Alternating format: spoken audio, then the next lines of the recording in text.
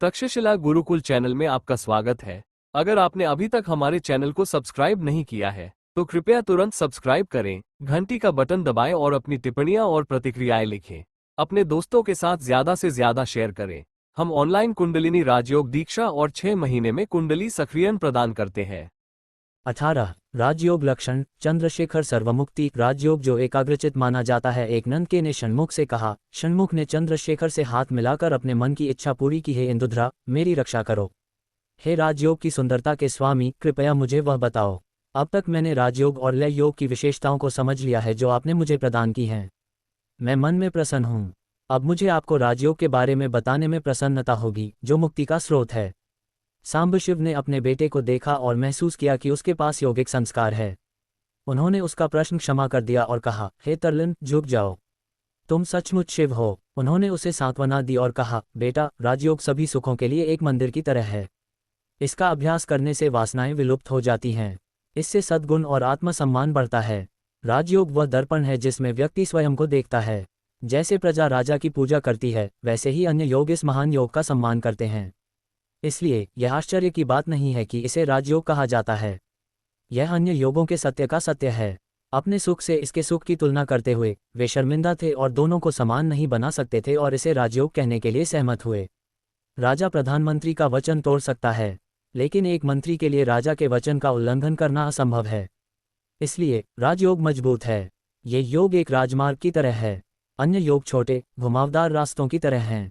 उन सभी को इधर उधर मुड़ना पड़ता है और अंततः एक राजमार्ग में विलीन हो जाते हैं। यही राजयोग का फल है। हे मेरे पुत्र, मैंने तुम्हें पहले चींटी के मार्गों की तरह कुछ योग बताए हैं। अब मैं राजयोग की व्याख्या करूंगा, जिसे विहंगम मार्ग के रूप में जाना जाता है।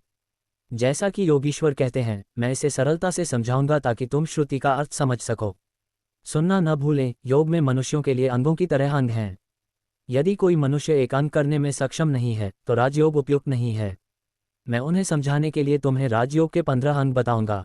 12 यहाँ क्या कहा गया है, यदि कोई 15 अंगों के माध्यम से ज्ञान योग प्राप्त करता है तो वह भक्ति और सच्ची मुक्ति के साथ सच्चा आत्मज्ञान प्राप्त करेगा।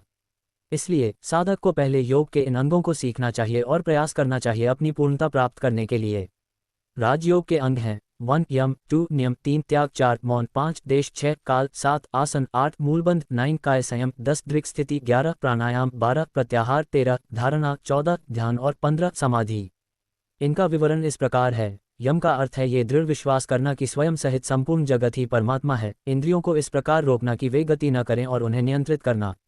शुद्ध अशुद्ध, सुख दुख, द्वैत से विरत रहना, स्नान और संध्या का अनुष्ठान करना, अनुचित कार्यों में न फंसना और गुरु द्वारा बताए गए नियमों और विनियमों को बिना किसी हिचकिचाहट के न छोड़ना त्याग का अभ्यास है।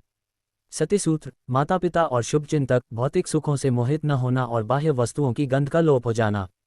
संन्यास, सनातन काल में सभी संसेगों से मुक्त होने, संसार को भ्रम और हानि मानकर अपनी आंखें बंद करने और बाह्य वस्तुओं जैसे चावल का एक दाना का वास्तव में त्याग करने का अभ्यास है। त्याग लक्ष्य से रहित है। सभी सुख त्याग से प्राप्त होते हैं। संन्यास की साधना ने कहा है, सन्यासी योगियों की सभा में इससे होने वाला दुख बहुत अधिक होता है। लेकिन व्यक्ति को उस अहंकार की भावना का भी त्याग करना चाहिए जिसका उसने त्याग किया है। 4 मौन, जैसे दर्पण में अपना मुख प्रतिबिंबित होता है, वैसे ही व्यक्ति को वाणी और मन के विचार का त्याग करना चाहिए। उपाधि में संसार स्वयं के तेज से चमकता है। हे वीर, जब व्यक्ति देखना बंद कर देता है तो वह स्वयं में अकेला होता है। वह मौन होता है, वह मौन होता है, वह मौन होता है, वह मौन होता है, वह मौन होता है। वेदों में कहा गया है कि परमात्मा अप्राप्य है।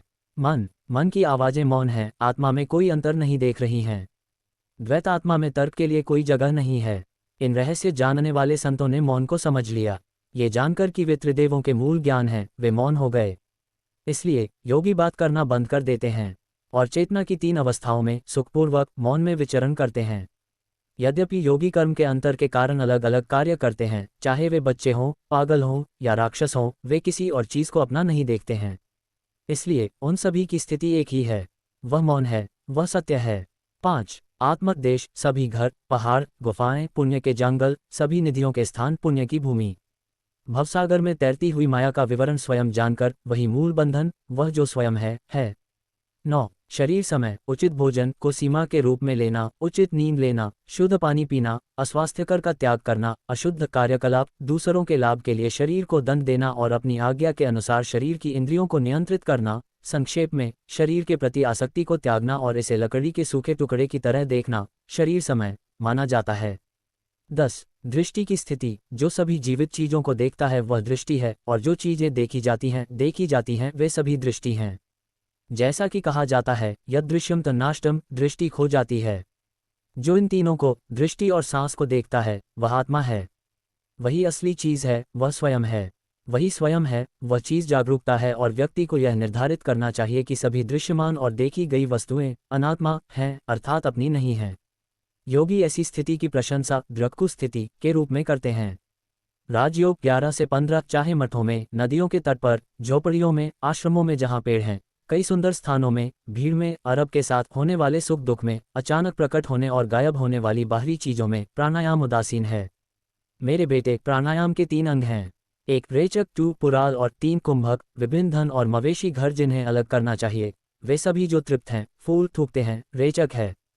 परम पुरुष है, निर्गुण है, सचिन मात्र है, चिदंबर है, अपने आप को सभी चेहरों का स्वामी, सर्वदर्शी, शाश्वत परम पुरुष के रूप में सोचना पर्याप्त है। मैं पूर्णता के बारे में फिर से कहता हूँ, सुनो, वास्तव में अपने आप को ब्रह्मांड का स्वामी मानना और अपने आप को सत्य, निरसंयोग, शाश्वत, अकारण, शुभ के रूप में सोचना पर्याप्त है। इस तरह आत्मा का अटूट विचार दिन रात दृढ़ रहता है और सुख के अनुभव में मन स्थिर, बिना हिले डुले बना रहे, यही कुंभक है। मांस के लोथड़े रूपी शरीर की वृद्धि क्या है? पोषण क्या है? उपासना क्या है? धारणा सभी शारीरिक सुखों को आत्मा को अर्पित करने और यह अनुभव करने का अभ्यास है कि प्रत्याहार, जागृत, स्वप्न और सुषुप्ति की अवस्थाओं में जो कुछ भी प्रकट होता है वह शिव का तेज है। सोहम सत्य है, वही परमहंस है। धारणा से वही आत्मा है, ध्वनि स्वाभाविक हो जाती है। उस निरंतर जप को बिना किसी आसक्ति के हंस सोहरा ध्यान है। एक बार संसार को भूलकर फिर यह सोचना कि संसार किसी के लिए पराया नहीं है, फिर यह सोचना कि संसार निराकार ब्रह्म है, फिर शरीर को भूलकर केवल निराकार बोध में रहना समाधि कहलाता है। हे बालक, मैंने अब तक राजयोग के 15 अंगों का उल्लेख किया है। यदि इनमें से एक भी अंग लुप्त हो तो योग पूर्ण नहीं होता। यदि अनेक जन्मों के पूर्व महान कर्म अब पूरे हो जाएं, तभी वह इस राजयोग को प्राप्त कर सकेगा। योग 39 देखने और देखने का ज्ञान निगम वाक्यों पर सभी सहमत हैं। इसे आनंद के साथ सुने और देखने के बीच अंतर करें। शारीरिक अभिव्यक्तियां और उनसे संबंधित चीजें असंख्य हैं। देखना मूल साक्षी है जो देखने के इस सारे समूह का सामना करता है। सभी दृश्य उसके सामने हैं। हे ज्ञानी, सभी दृश्य शरीर में लीन हैं। सुख और दुख के देखने को प्रत्यक्ष रूप से जानने से उसे सच्चा दर्शन होता है। ज्ञान का नेत्र जो प्रेम के साथ सभी चीजों को देखता है जो विभिन्न तरीकों से उत्पन्न होती हैं, जैसे कि सफेद, काला, लाल, बैंगनी, हरा, सफेद, काला, लाल। जो मन आँख के अंधेपन, मंदता, तीक्ष्णता और विशेषताओं को जानता है, उसे दृष्टि कहा जाता है। फिर आँख दृष्टि बन जाती है। जो बुद्धि काम के लक्षणों और मन के दुखद जुनून को जानती है, उसे दृष्टि कहा जाता है, और फिर मन दृष्टि बन जाता है। धारणा का एक ही रूप 2 रूपों में प्रकट होता है, बुद्धि और मन। जब बुद्धि निश्चित ज्ञान की किरणों से प्रकाशित होती है तो मन नष्ट हो जाता है। इसलिए जब तक धारणा का रूप मौजूद है, बुद्धि, दृष्टि और मन है देखा। जब धारणा का रूप समाधि की शक्ति से भस्म हो जाता है तो बुद्धि को प्रकाशमान धर्म, उसकी नीरसता और मन के अंधकार का बोध होता है। मूल ही मूल है। जब वह मूल जागरूकता में स्थित होती है तो बुद्धि दृष्टि बन जाती है। दृष्टि का मूल रूप आत्मा है जो सभी बुद्धि का साक्षी है। बाइक की स्थिति की व्याख्या दृष्टि ज्ञान में दृष्टि से बड़ी है। अपने आप को सुनो, इंद्रियां तुमसे बड़ी हैं, मन इंद्रियों से बड़ा है, बुद्धि मन से बड़ी है। मन आत्मा जो बुद्धि की शक्ति को जानता है वह परम सत्ता है। वह परम सत्ता जो अतुलनीय, अचल और ठोस है, मूल दृष्टि है। उससे परे कोई अन्य बड़ी चीज नहीं है। दृष्टि सभी दृश्यों को देख सकती है, लेकिन ये स्वयं को नहीं देख सकती, क्योंकि दृष्टि उसका अपना रूप है। मूल दृष्टि को जानना असंभव है, जो इसे अनुभव किए बिना शुद्ध है। कौन इसके लिए सक्षम है? मूल दृष्टि को जानना असंभव है जो निष्कलंक है। 46 क्योंकि यह पहले नहीं आ सकता स्वयं। ऐसा कोई दूसरा नहीं है जो विषय के विषय को जानता हो।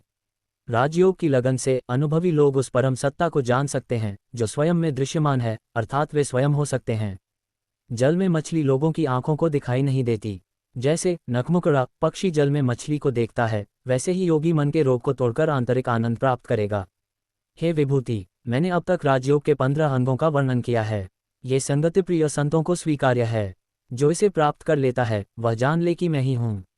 ये राजयोग सभी योगों का मूल है। ये पर्वतों के लिए वज्रयान के समान कठोर है और सूर्य के समान अपनी प्रभा से चमकता है। इसमें योग की समस्त साधना समाहित है।